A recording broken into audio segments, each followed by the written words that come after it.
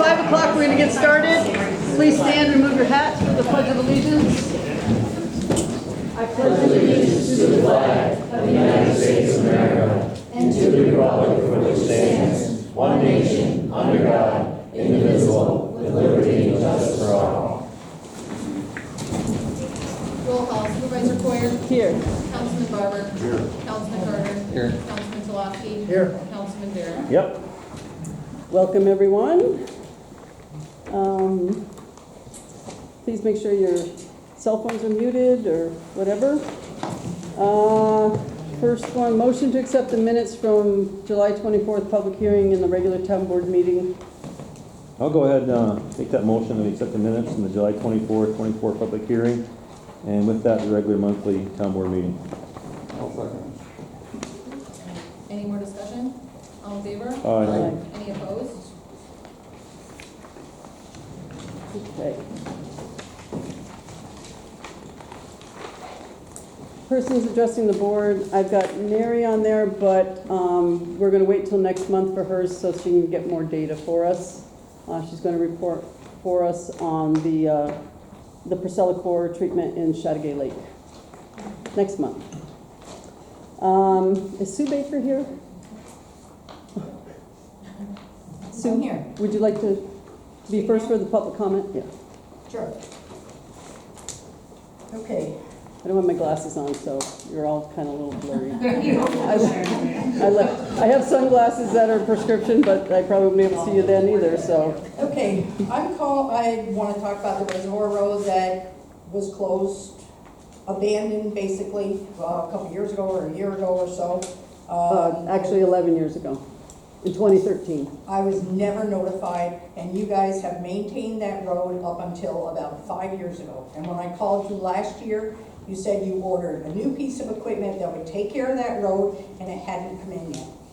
And then today, or this year, there's a notice saying that you cannot maintain it anymore. We have put, and it says because it was abandoned and nobody was using it. We put a gate up at our lot. There were 6 of us or 7 of us that own property. It was my dad's, Leonel Mayor's property. We took 10 acres all along this road because it had always had access, and said we would keep this because, number one, it's in the family, but number 2, we would always have access to it.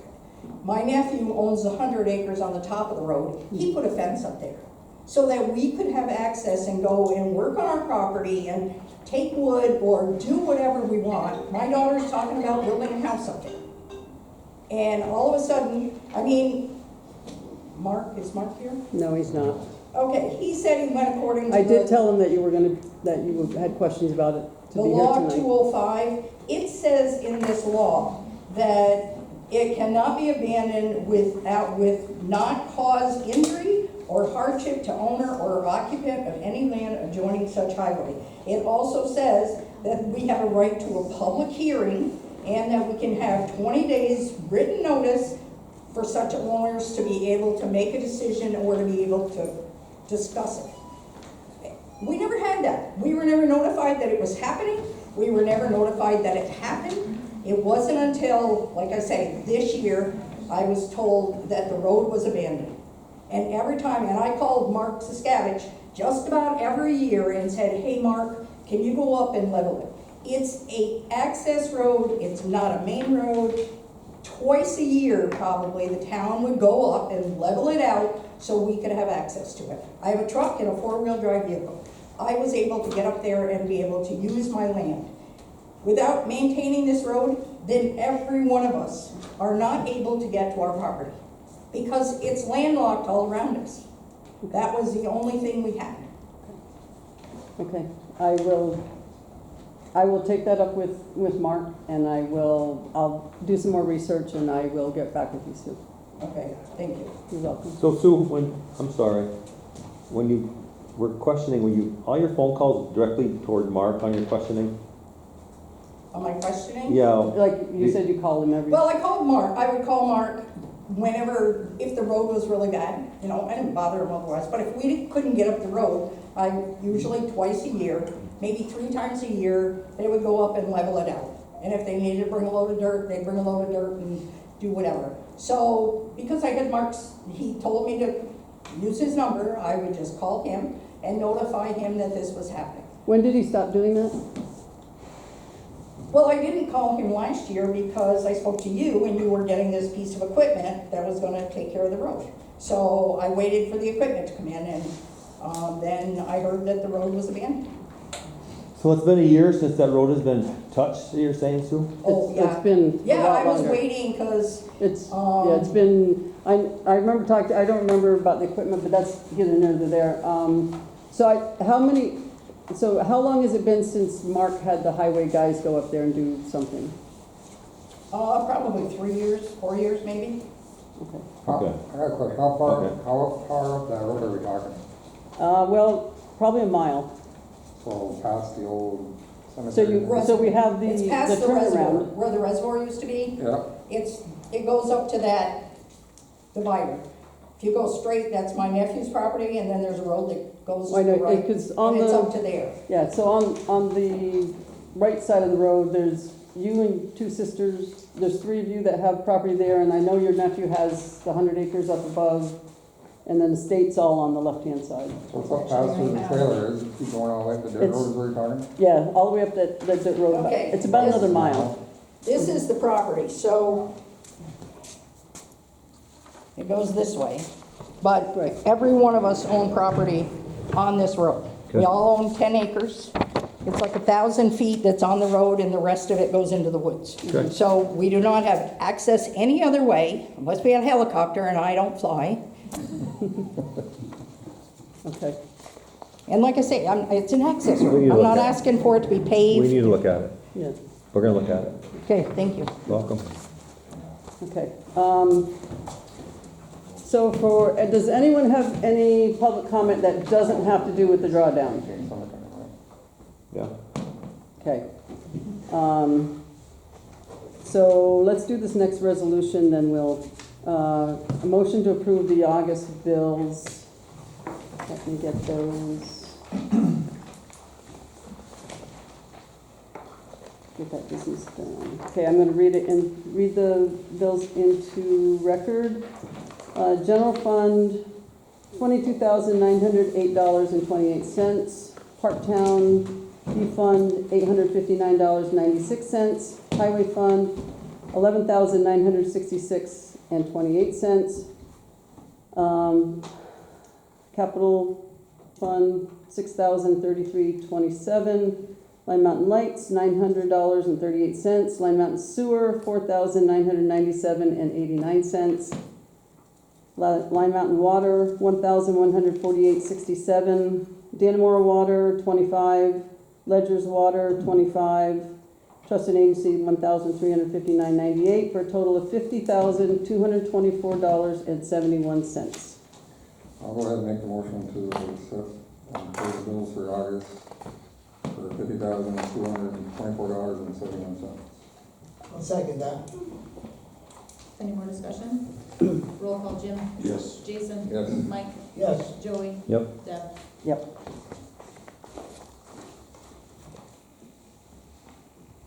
Since no one's here to comment on this, I'll just put that anywhere. I put it out before about comments. If somebody has comments about that RV campsite, make them to the APA, take the survey. The information is on our Facebook page and on our website. So we'll take care of that. Just one comment on the RV park. I mean, I know there's a lot of conversation about it, more negative than positive, I'd have to say. But I will just say one thing. That whenever there's an issue that goes out of this magnitude, strength in numbers matters. So if you're someone that just sits on the sideline and talks quietly, your voice doesn't count. So it's important that if you have strong feelings about the RV park, that I ask you please to write to the APA. His last name is Corn. Or first name. What is his first name? Everybody knows. They've all written to them. Devin Gore. So I just think it's important. You know, I've heard questions. So I've already heard some chatter, And I asked the question, well, what are you doing about it? Silence. Strength in numbers matters. So the more we can express our viewpoints on the magnitude of this RV park going into our little small community, the better off we're all going to be. Okay, and I'm not saying that I'm not going against the people that want it, because people that want it, there's also strength in numbers there too. So voice your opinion that want it, voice your opinion that don't want it. That's all I'm saying. Don't be that silent one on the side, because for me, I'll ask you, well, how'd you vote? Did you write your letter? And I'll probably get silenced on that too. So, just want to say that out. Thank you. Okay, so the elephant in the room is, I had the drawdown discussion in the new business, but I'm going to move it forward with the agreement of the board to do that discussion now. Yeah, I'm fine with that. No, we don't need a motion for that. No? No. All right, so I will start.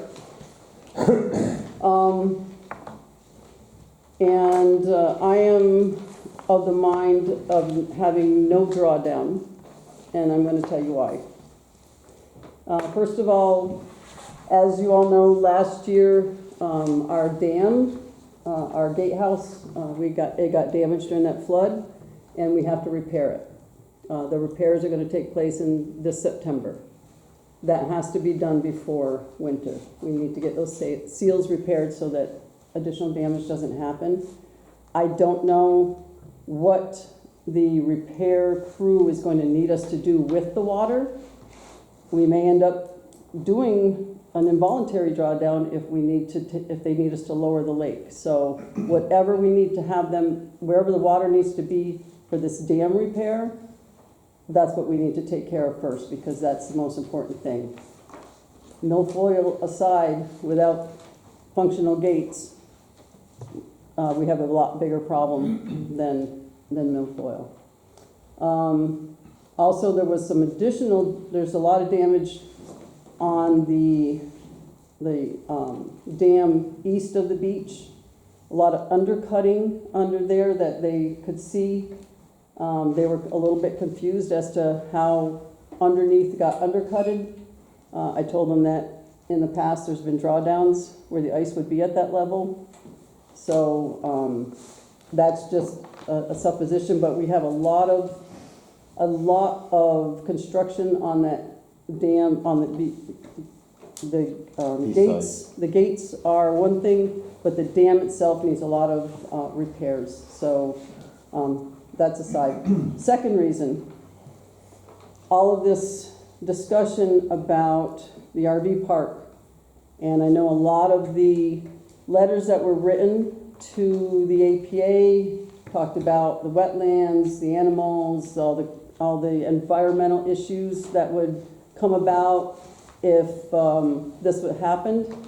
Well, what do you think happens to those wetlands if you draw down the lake 2.5 feet? You drain those wetlands.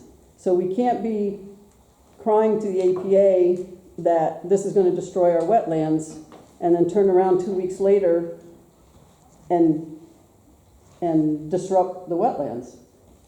Those, if you want to really press the APA on no RV park, you can't, on the other hand, do what you want, have the town do what they want to the wetlands.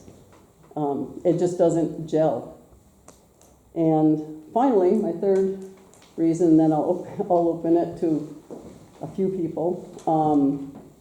When I met with Mark and Larry on the drawdown, and Mike came in toward the end of it, we had an agreement that if you did the survey, which would tell us where all the animals, the birds, the amphibians, all the creatures that live in and around the lake, we get a good feel for where they are, how many there are, whatnot.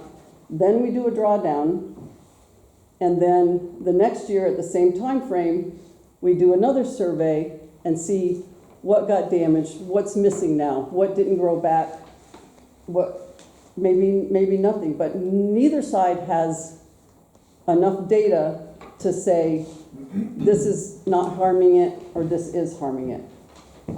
It's all anecdotal. We have people that say It's not hurting anything. It's not hurting the fish. Fine, there's a lot of other things that live in and around the lake than fish. And then you have the other side that says, you're destroying everything. We don't have proof of that either. So this was a way to get a final answer. We do a survey of beforehand, then do one after, and then we would all know what happens to the lake during these drawdowns, and the answer would be, we'd have the answer. Well, that's not gonna happen. The survey's not gonna be done. So I don't feel, if we draw down, then we're gonna have to wait another 3-4 years to get it built back up and again where we could take a survey. Anyone else on the board wanna? Yeah, so I think, I'll give you my honest opinion. I think that's what you're electing me for, is to give honest opinions. So I am a proponent of the drawdown, actually for 2 reasons. One, I think it does hold back low water milfoil. Second reason I was in favor of it is that my property in front of the farm is pretty badly damaged from the ice flows. So I really wanted that to happen, fix my property, get the big stones that were pushed up onto my property back in the water where they belong. And so it was twofold. To Debbie's point though, I think she makes 2 good points. And one definitely is the dam. That dam is probably the top priority for this entire community. That dam, listen, to do the drawdown, the dam must be functional. It must be functional without any ill repair. So if there's ill repair and there's something that happens where one of those gates fails or does not close properly, we're in trouble. We're in trouble as a community. And we're in trouble with the state because water has to flow down that river. It's been like that since the early 1900s. So there's a lot of things that go back and forth on the reason for we decide or not to decide. And as a community, I remember this community for a very, very long time.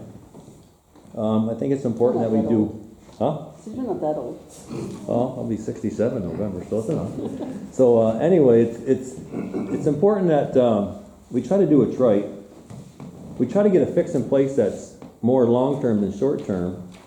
The sad part about our jobs here as board members is that sometimes we have to make decisions that may be right in some people's eyes, but unpopular in other people's eyes. But that's the reason why you elected us. I could stand here and be quiet and not say a damn thing. Then I'd have to eat my own words about strength in numbers and give your opinion about how I feel. You didn't elect me to be a silent participant on this board. And so I'm open. I'm a good listener. I listen to a lot of people. I listen to Mark and Lisa. And again, I believe the drawdown does help on the low water milfoil. Unfortunately, it's not correcting our total milfoil. That's the point I want to get to, is get this lake back into a point where there's no more milfoil in the lake. And we got other issues that are bugging us right now. The salinity of our lake. You need to keep that in mind too. For some reason, the state, our wonderful state, doesn't care how much salt they put in our roads. Our lake is brook fed and underground water fed. There's no major river that flows into this lake. It's a pristine lake, and at one time one of the top 10 cleanest in the Adirondacks. It's not one of those anymore. So as residents and community members of this area, we all need to pull together and do what's best for the lake. And we just can't be opposites and go at one another because, well, are you pro or are you a con? We all value this piece of property that we have. And once that piece of property is gone or polluted or whatever, shame on us for not taking the right viable steps to protect it. So again, I think you will see a drawdown, but I think with some issues that are happening now in front of us, especially with that dam, we may have to postpone this thing for a year. Listen, I love data. I was born and raised on data. My life has been about data. If you don't think data matters, I tell you all to go and watch the movie Hidden Figures. I see some head shaking. So if you haven't seen the movie Hidden Figures, I'll tell you what, you really need to watch it because it's all about data, and it put us to be first in the world to put a person into space, right? And get that person back out of space. John Glenn. So again, I'm giving my comment because you elect me to give a comment. And you may not like my comment. But I hope you respect, I'm giving you my comment, I'm telling you from my heart how I feel, so that you know that this is where Joey Barron stands. Thank you. So, I'm sure most of you know where I stand on it. I'm not gonna repeat myself, but I have one bit of new information. I don't know how many people are familiar with Donna Charlon and her boyfriend Jim, who's probably on this lake more than anybody by far. The man fishes, he pays attention to everything. He recently contacted Ray Brooks, spoke to a person by the name of Perel. And Perel, because he kind of reports fish, he's a fisherman, but he's a catch and release guy. And he kind of tells DEC what he catches, what he doesn't catch. And DEC has told him that we are the only lake in the Adirondack that even considers doing what we are doing. And they are now considering changing their policy on stocking this lake because of the way we fool with the water. Don't know if that's gonna become fact, but they are definitely looking and watching what we're doing, because they have recommended from day one, do not fool with the water. All I can say, I met with Mark and Lisa last year and had a long conversation with them, and I learned a little bit of literature. And I don't live exactly on the lake, I live on 374, but I personally think that our main goal right now is the gates, and we gotta see what they tell us first, what we can and can't do right now, if it's gonna hurt the gates anymore and what it is, because that's gonna be a big responsibility we're gonna have to take on, and funding and stuff like that. And then on the animal start with literature, I agree. I mean, I'm on both sides. I mean, I'm for it, I'm not for it. It's just one of the things, trying to get some literature. But I think with the gates coming in play right now, I think that's one of our main priorities right now, to focus on that and see what they tell us about it first. And we're almost into September now, so I mean, it's kind of hard to even think about doing a drawdown this year. That's my personal opinion on it. Personally, I'm all for a drawdown, but at the time with this dam and the trouble that we have with it, we spent millions of dollars prior to any of us being in there, on those gates, the welfare of that dam. It does take a precedence, but I know in years past as a kid, I've worked around that lake for many people, and the drawdown was done for everybody to do maintenance that owned land on there. And if I did own land, I would expect it to be done for myself too. But in this situation that we're in, it's a tricky situation, and we have to deal with a dam. Until that's corrected, then we can move forward with something else, I believe. And personally, I don't know, I didn't get a lot of complaints. I mean, a lot of people will reach out to me, send me a message or whatever. Last winter with the ice and taking care of the, opening the gates and draining it down a little bit, whatever Denny does during the winter.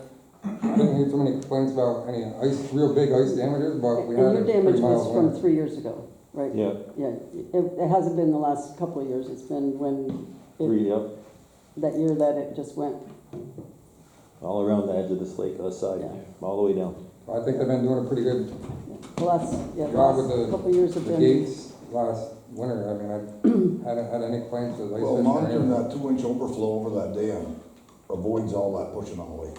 I mean, you're in a spring when the wind comes and it does want to push the ice, it depends which way the winds go. That's where your damage comes from.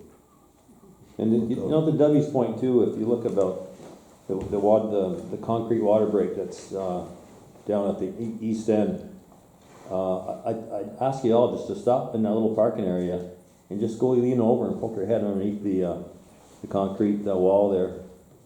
You're gonna see just chunks of concrete gone, rebar is showing all the way underneath it, and that doesn't happen overnight. It happens over time. And you know, you look at, and I'm not saying the drawdown did it, but I'm saying when the wind comes off that side and it comes down, all the ice forms in that corner. And it's like a sandpaper effect, basically. The ice just keeps rolling and rolling and rolling. And those that live in the lake, you must have seen chunks of ice over the top of that concrete barrier. I have. So, I think the salt played a role there too. yeah, and to the point, the salt, I mean, salt's caustic, right? So, there's a lot of issues that we gotta pull together on as a community.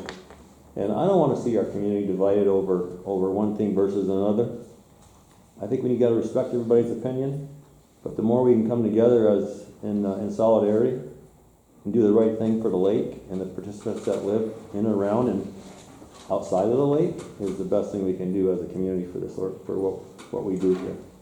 And I know a lot of people in the town, probably not in this room, but a lot of people in the town don't live on the lake, they don't live near the lake, they don't do anything with the lake, but they're still paying taxes because it's our general fund, and you know, we need to take advantage of, right now, we have the opportunity to get some of that repair paid for by the state as a follow-on to the FEMA repair of the gates.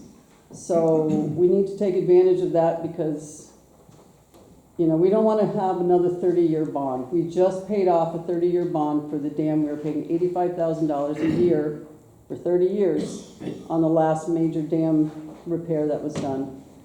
We don't want to start that process all over again and be paying that huge thing. So, you know, we want to get on these repairs, make sure everything's working properly, make sure that this, you know, the dam, that none of us are responsible for it being there, and none of us are responsible for the town taking control of it, but it's the hand we've been dealt, so we have to deal with it. And the question we have is, well, how far along are we with getting the repairs on the dam? I can tell you Deb is diligent about being on the repairs when, I mean, it's all about the divers. I mean, we gotta have special people that are certified in going in the water and repairing underwater dams. That's their specialty, and it's The holdup right now is, I think, like the last week of September is, right now, because we need a crane to do the repairs. A crane has to come in, has to pull the gates up so that they can redo the seal.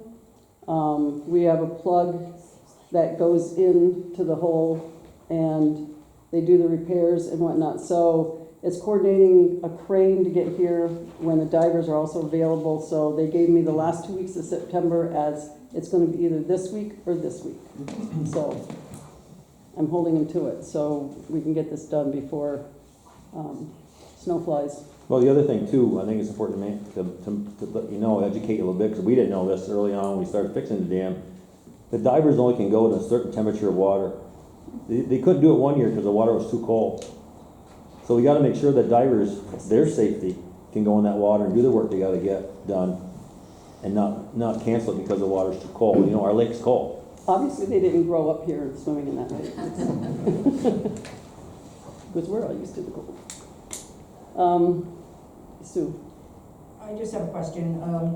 If this is a priority and this needs to be done, then why can't you just say, we're putting the drawdown on hold right now, we're going forward with this? Does it have to be voted on or approved, or? No.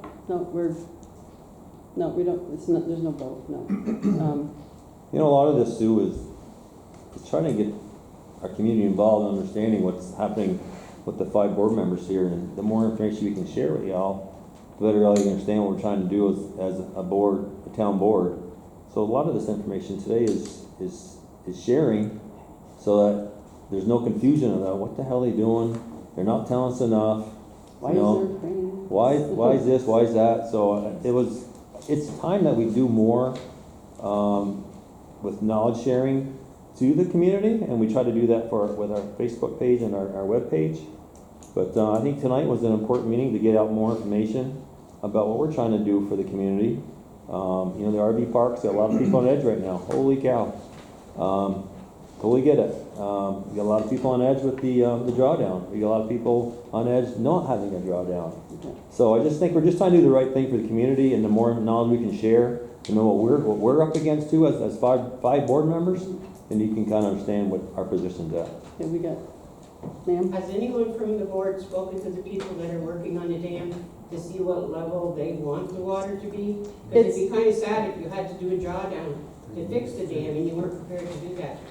Maybe that could have already been It just done. depends on the weather conditions. It's gonna be, gonna be able to tell us once they go down. They did come and inspect early in the year, Actually, it was last year, after But they the didn't flood and give us everything. Any estimate of where water level they wanted?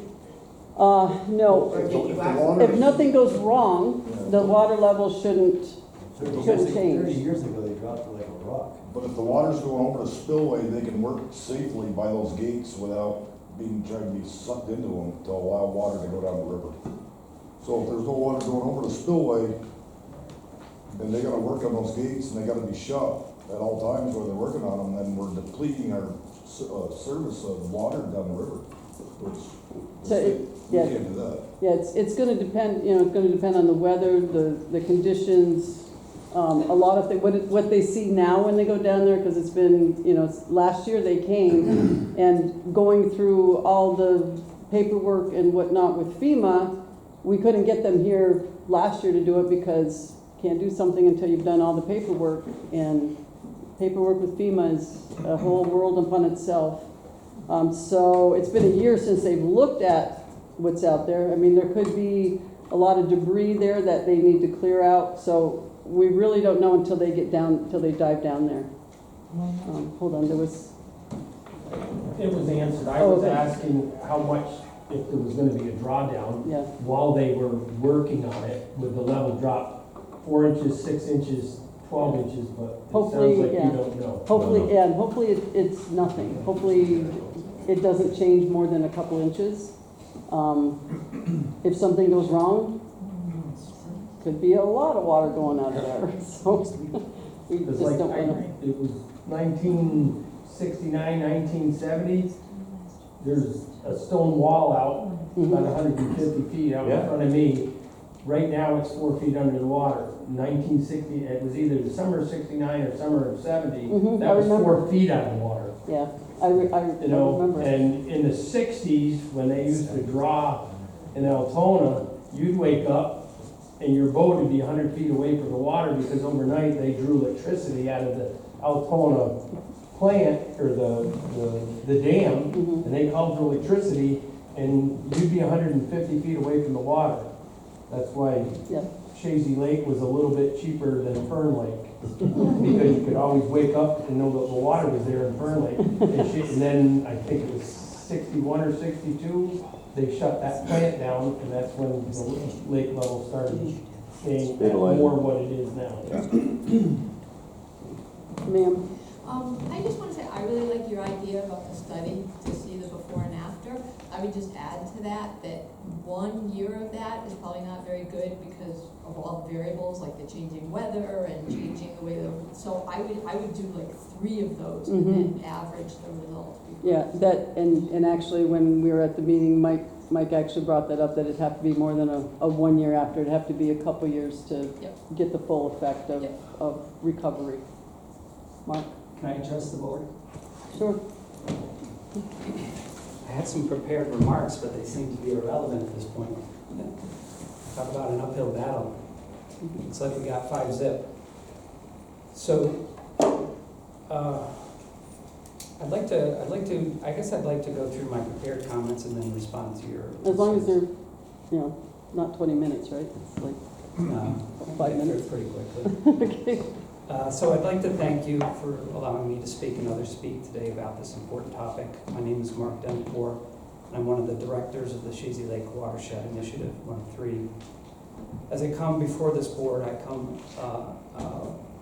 working under the assumption that everyone is acting in good faith. I come in that same way. And I know that everybody here is speaking on behalf of the lake and wants to do what's best for the lake. I think we all feel that way. I feel like you feel that the people that oppose it should be heard as well as the people that support the drawdown of the lake. Like all voices to be heard.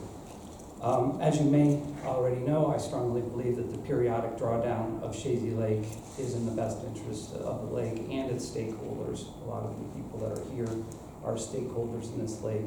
We see what's happening with other lakes, and we want to try to avoid that situation. I feel this way for 6 primary reasons. First, the drawdowns are free.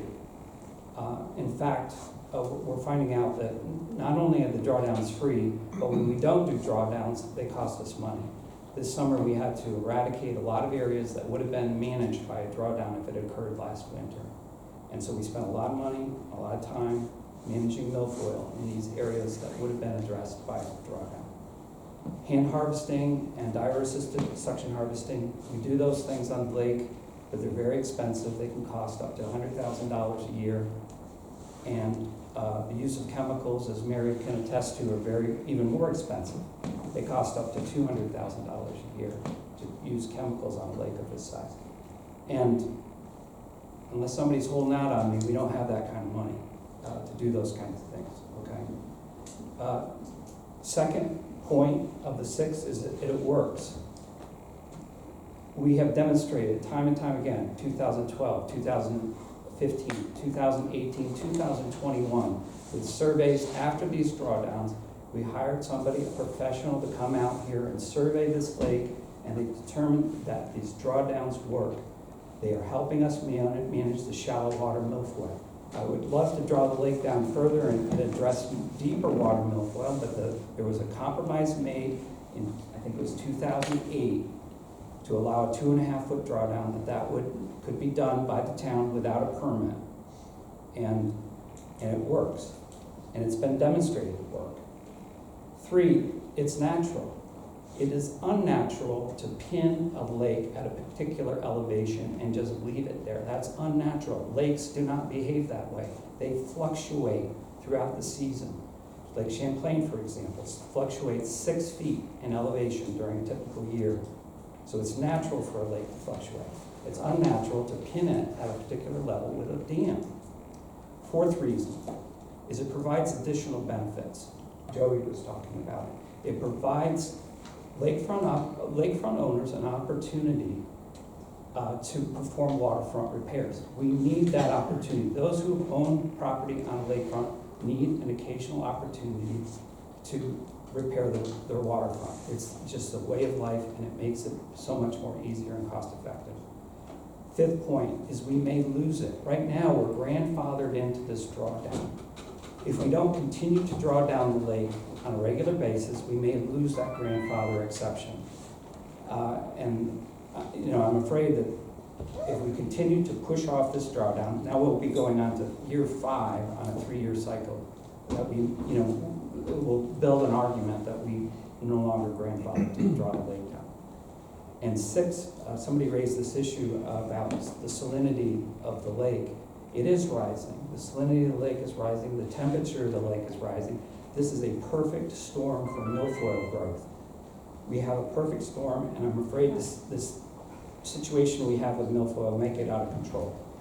The drawdown is just one of 3 things that we've been doing on the lake to try to manage this milfoil problem. The drawdown handles the shallow water milfoil, and then we focus our own owner-operated dash boat, which we call the Eradicator, on the deep water milfoil. And we try to afford to hire professionals to focus on other areas of the lake. And this year, through the help of Dannemora, the town of Dannemora, we hired a professional company to come into Same Bay, and hopefully they tell me they pretty much cleared out Same Bay of milfoil this year through their efforts. So it doesn't look likely that you guys are going to approve a drawdown this year, but if you do, we are ready to move forward on a lot of things. First, we plan to do a pre-drawdown vegetative survey of the lake. Lee Brewer's here, and she's going to be doing that survey with Tom McDonough. We have the equipment on our Eradicator to do a pre-vegetative survey of different areas in the lake where we know we have a problem, so that we can repeat that survey next year at the same time of year to demonstrate that it's helping us manage the shallow water vegetation. Second thing that we want to do is we'd like to re-engage Larry Eichler with the Darren Freshwater Institute. He's done all these surveys, 2012, 15, 18, 21. Re-engage him to do this survey of the lake so that we can, again, demonstrate that it's affecting the milfoil without affecting native vegetation, which is key. third thing I wanted to mention, and this goes to Debbie's point and to Lisa's point over here, is that we're ready. We ordered the equipment, we have it in person to do a zooplankton study. Our plan is to do at 5 locations throughout the lake, two samples at each location, 10 samples, do a zooplankton study before the drawdown occurs, and then we do another zooplankton study at the same time of year next year, and compare those results. Those are the things that we're prepared to do. As you know, we sent out a survey to everyone in the community. It's been distributed through our email database, which was extensive. We put it on Facebook, it was in the paper today. We had, last time I checked, we had 248 people that responded to this survey. 94% or so support the drawdown of the lake. Strength in numbers, right? Strength in numbers. We're telling you the people that have the most at stake in this situation are telling you we want to draw the lake down. I'm hearing from people on a weekly basis, I can't swim in front of my lake anymore because of the milfoil problem. They can't use their boats because of the milfoil problem. And I know it's affecting our the native vegetation because milfoil is an early bloomer and it crowds out other species, native species. We have support for continuing the drawdown on a 3-year cycle. This was a 3-year cycle. I thought we put this issue to bed. We had a 3-year cycle. Everybody could plan on it. It wasn't a surprise. And now that's been disrupted by an eclipse, which really frustrates me.